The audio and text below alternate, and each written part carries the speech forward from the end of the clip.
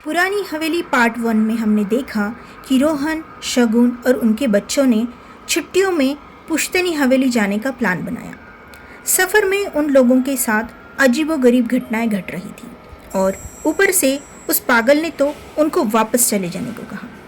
उस पागल ने ऐसा क्यों कहा और आगे इस कहानी में उस फैमिली के साथ क्या होगा, ये जानने के लिए सुनते रहिए पुरानी हवेली पार्ट 2। रोहन उस पागल को गुस्सा करके भगा देता है, लेकिन शगुन डर जाती है और घबराकर बच्चों को अपने सीने से लगा लेती है। रोहन शगुन को कहता है, वो पागल था, डरो मत, और ढाबा चलते हैं, फ्रेश हो जाते हैं और कुछ खा लेते हैं। वो लोग जाते हैं और टेबल पर बैठ जाते हैं, खाने का ऑर्डर भी देते हैं। एक आदमी लंगड़ाते हुए खाना लेकर आता है और टेबल पर रख देता है और वो घूर घूर कर रोहन, शगुन और बच्चों की तरफ देखने लगता है।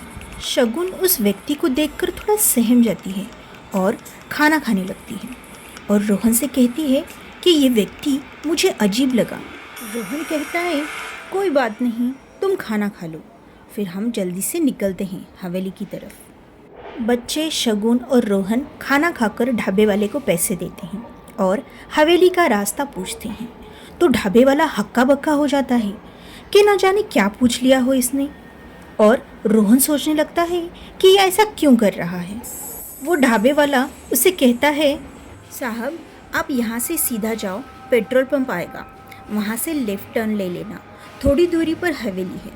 फिर वो रोहन को बोलता है कि आप लोग हवेली क्यों जाना चाहते हो, वो हवेली ठीक नहीं। रोहन मुस्कुराकर चले जाता है और अपनी कार की ओर आता है। शगुन बोलती है, ये सब हमारे साथ बहुत अजीब हो रहा है, तुम बात क्यों नहीं मानते इनकी।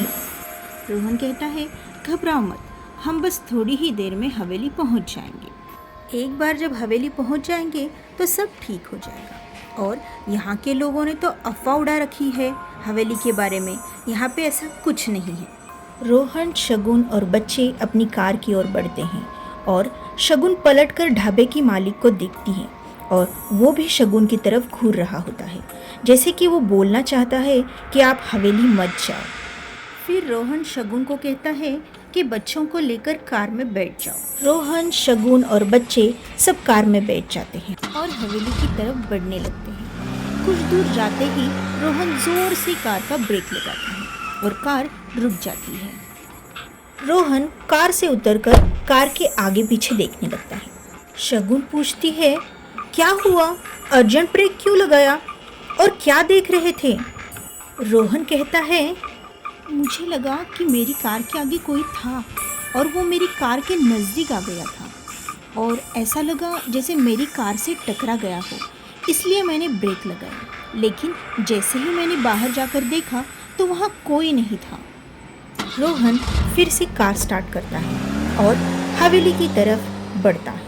चारों तरफ अंधेरा, सुनसान रास्ता, अजीब सी आवाज़, और अचानक रोहन फिर से कार का ब्रेक लगा देता है। शगुन फिर से पूछती है, क्या हुआ, इतना ज़ोर से ब्रेक।